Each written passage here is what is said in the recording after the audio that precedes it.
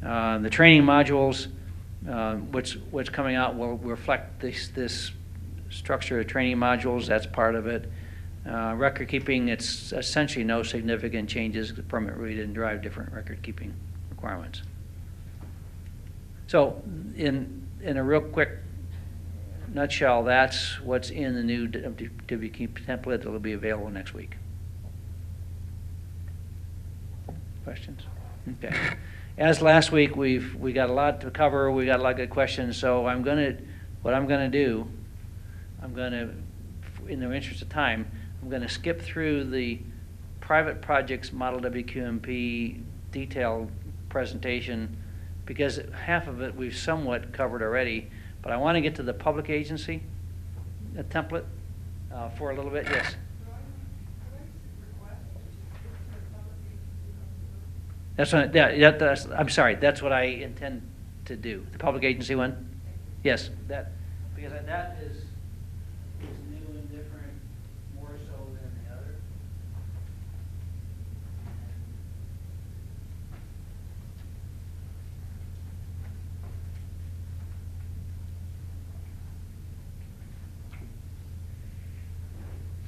I do want to spend the last 10 minutes or so briefing you on what is in here. Now, this covers some of the changes and some of the opportunities and some of the challenges that you have in processing public projects.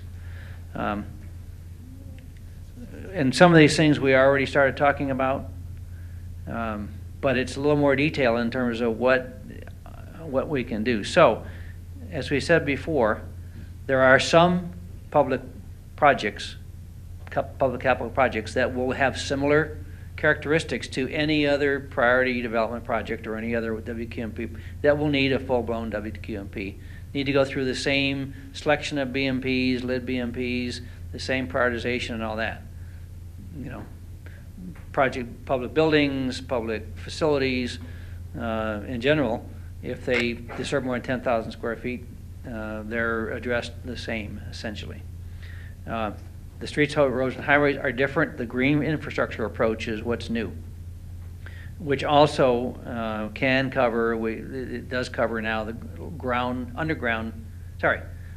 line drainage projects. Okay, here's where in the process flow you gather information, you have this decision point. Can you take this alternative route with the green streets or not, depending upon the project category and it's defined. So all projects, well, use the same template as before. Okay, now what's different? So streets, roads, highways, and freeways, 5,000 square feet or more of paved surface, new paved surface. And there was a discussion I had with somebody at the break. Paving overlays, no change in line and grade, no change in area. I think can be considered not covered by maintaining line and grade, not covered by the project. Okay, anything that's going to create new surface, add lanes, widen new highways, and there's more than 5,000 square feet involved, need to go through a WQMP process. Need to have a project WQMP, but can take this alternative path. Okay.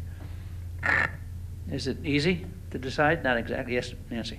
The last line there, BMPs do not meet the design and That's correct. No, this is a North County. This particular option is not in the South County permit. Sorry.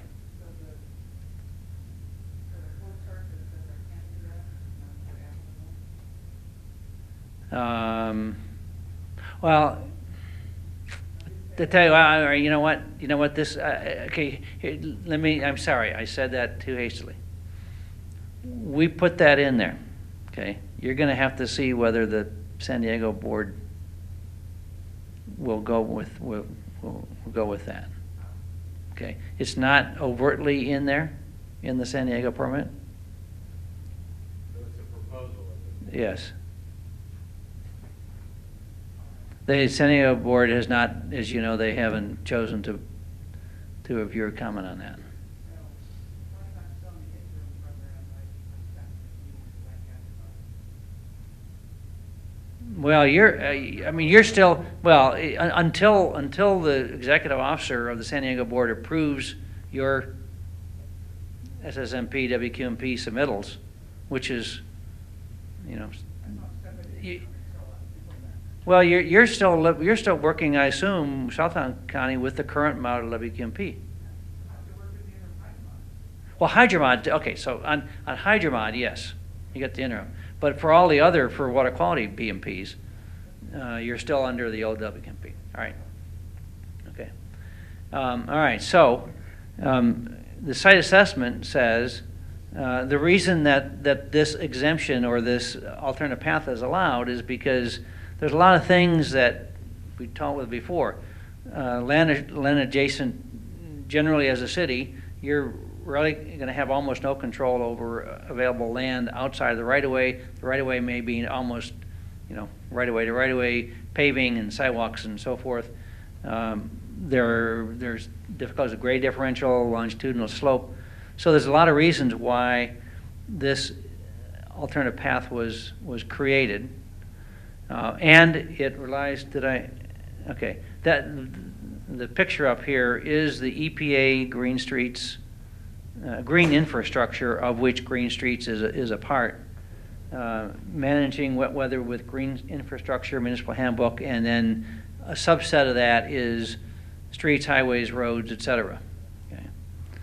The good news is it gives you an alternative, and all of these different options, which don't sound that much different from many of the things that are really a lot of ways are the same things Eric was talking about, that you look at in terms of essentially different alternative BMPs.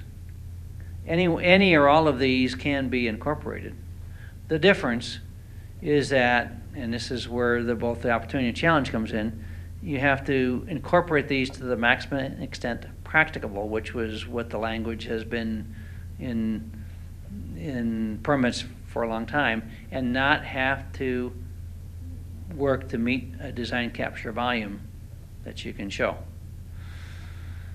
Now, what does that mean?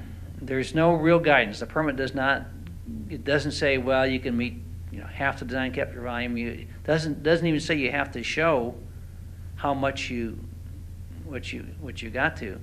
In the last session, someone said, well, should we show as a goal what the design capture volume would be for that project given the amount of new surface, and then show what you've been able to accomplish with whatever any one of these lid BMPs, whether it's, you know, the whole suite. You know, maybe the San Ana board hasn't provided any guidance in terms of how far you have to go. You have to demonstrate that you have attempted to incorporate one or more or multiple things in the medians, in the along the curb line and the street, and any way that you can incorporate these in somewhere within the design. You do as much as you can do. That's essentially what the permit is challenging you to do. You have to go through a thought process and demonstrate that you incorporated any combination of one or more of these to the maximum extent practical, without having to meet any given amount of treatment. What could drive the show on some of these is the sequence one, right? Just go into the sort of substantial sequence documentation and have to show how you meet, or addressing. Yeah,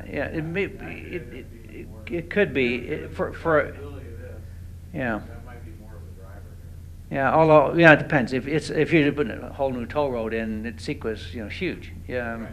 A lot of the street projects we're talking about are ones that normally you would probably be doing at most with a category with a negative deck, or in some cases maybe even a CAD-X because it may or may not have the level of CEQA compliance or documentation may or may not be significant.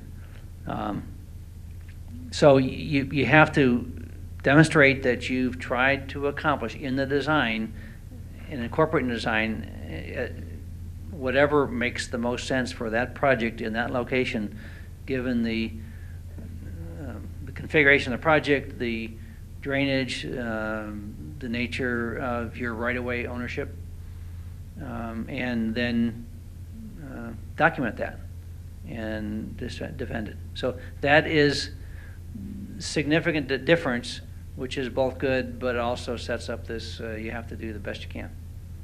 And there's really no other guidance that we can give because there's not a quantitative standard.